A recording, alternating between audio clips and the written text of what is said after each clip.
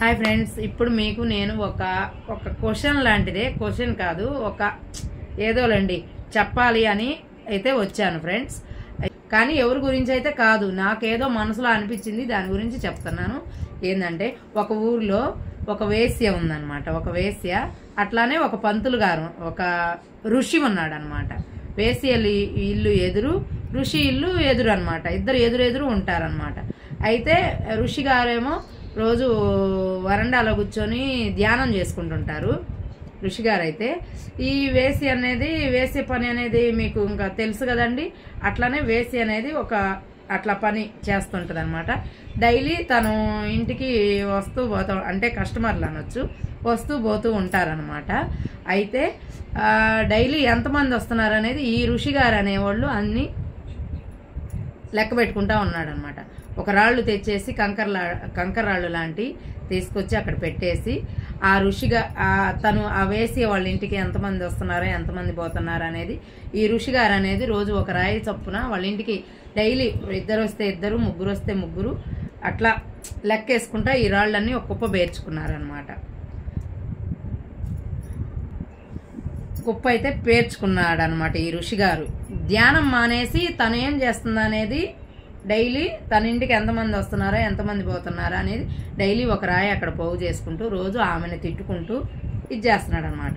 ఈ ఋషి గారు ఇలా చేసే సంగతి ఆ వేసేకి తెలియదు అనమాట. ఆ వేసే పనిలో సరే తను ఏదో తన బతుకు తెరువులో తను చేస్తుందన్నమాట. ఇది నా మనసులో వచ్చిందేనండి.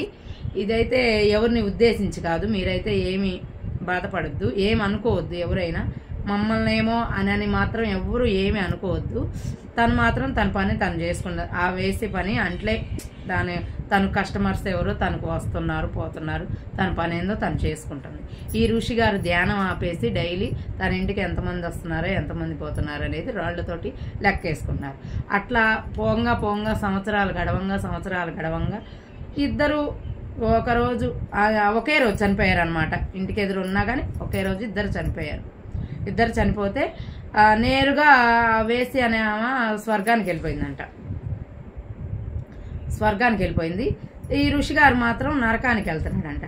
అయ్యో అదేంటి, నేనే తప్పు చేశాను, నేను అన్ని బాగా నిజాయితీగా ఉన్నాను కదా, తను కదా అన్ని తప్పులు చేసింది, తను కదా అందరితోటి ఆ తప్పుగా చేసింది, తను ఒక వేశ్య, నేను ఇంత ఋషిని, నేను ఇన్ని యోగాలు చేశాను, ఇన్ని ధ్యానాలు చేశాను, నేను ఎంతో మంచివాడిని కదా, తను స్వర్గానికి పోవడం ఏంది, నేను నరకానికి రావడం ఏంది అని యమధర్మరాజు గారిని ప్రశ్నించాడంట ఈ ఋషి గారు. యమధర్మరాజు గారిని ప్రశ్నిస్తే దానికి ఏమైందంటే యమధర్మరాజు గారు అన్నారంట, తను ఏం చేసిందయ్యా, తన పని తను చేసుకుంది, తన కర్మ అలా రాసింది కాబట్టి తన పని తను చేసుకుంది, తను అంతమందితోటి తన పాపం తన భూలోకంలోనే అనుభవించేసి వెళ్ళిపోయింది. నువ్వేం చేసావయ్యా, నీ ధ్యానం నువ్వు చేసుకోక వాళ్ళ ఇంటికి ఎంతమంది వస్తున్నారా ఎంతమంది పోతున్నారా అనే లెక్కలతో నీకేం పనయ్యా చెప్పు. నువ్వు లెక్క వేసావు, నువ్వు పాపం పెంచుకున్నావు, ఆ రాళ్ళు లెక్కలోనే నీ పాపం ఉంది, నువ్వు పాపం పెంచుకున్నావు, నువ్వేమో యమలోకానికి వచ్చావు, తను పుణ్యం చేసుకుని తను అనుభవించాల్సిన పాపం అంతమందితో భూలోకంలోనే అనుభవించింది, తను ఇంకేం లేదు, అందుకని తను నేరుగా స్వర్గానికి వెళ్ళింది, నువ్వేమో నరకానికి వచ్చావు. ఇది అన్నమాట మ్యాటరు.